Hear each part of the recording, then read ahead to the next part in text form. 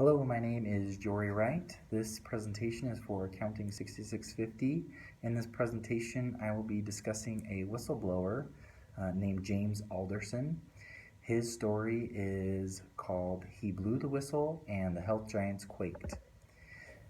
As a precursor to James's story, he told of a time when he was younger and he was snow skiing and he was learning to snow ski, and all the students had to go down the hill following a particular course and markers. And during his turn, he would miss a marker and he would promptly hike back up to the top and continue attempting the course, frequently missing markers and hiking back up to the top. This was a good indication of James's ability to never quit, his resolve to never quit and to continue approaching his problems until a resolution was found. Shortly after becoming a CPA, he worked for North Valley Hospital, who during his tenure there engaged with an executive management group called Quorum Management. And it was shortly after the merger that James was approached by one of the executives to keep two sets of books in efforts to house different expenses that they would be submitting to the different agencies of the government for Medicare and Medicaid.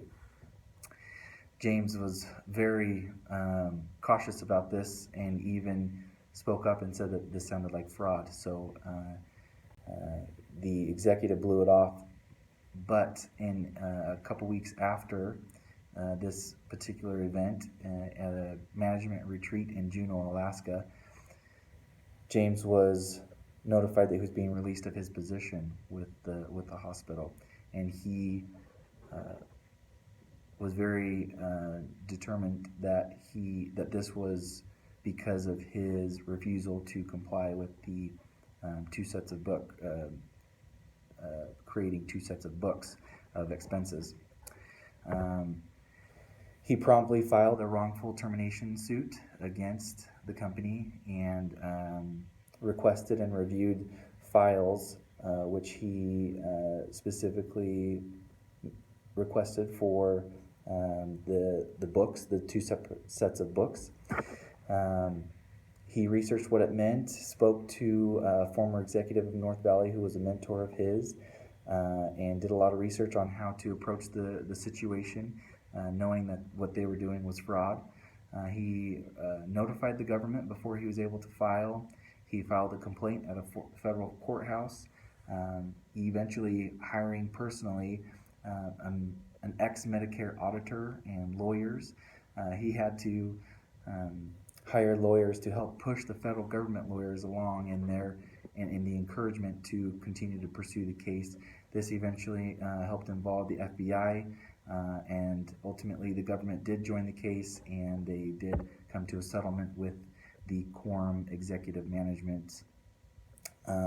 James was awarded near the maximum amount in the landmark decision. He was awarded 24% of the settlement.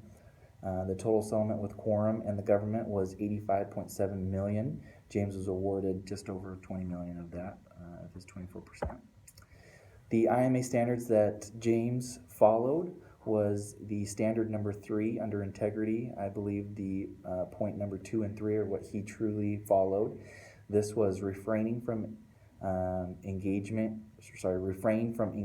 in any conduct that would prejudice carry out duties ethically. Or number 3, abstain from engaging in or supporting any activity that might discredit the profession.